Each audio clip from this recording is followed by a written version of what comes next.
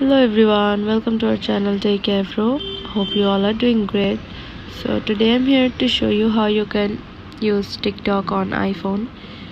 For that, go to TikTok, open your account with Facebook or email or number.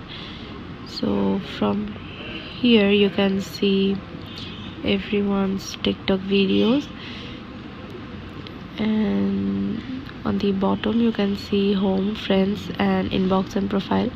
So from profile you can see your videos, and from inbox you can chat there.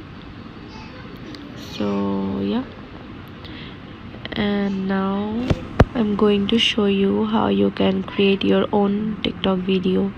For that, tap on the plus button, and from here you can create your videos.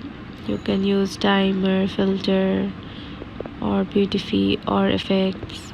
From here you can use any effects, and now I'm going to show you how you can add music. So tap on add sound, and from here you can add any music to your video, or you can search your favorite one. So yeah, thanks for watching. Hope this video helps you. Don't forget to subscribe to our channel, and don't forget to hit the bell icon button. See you in the next video.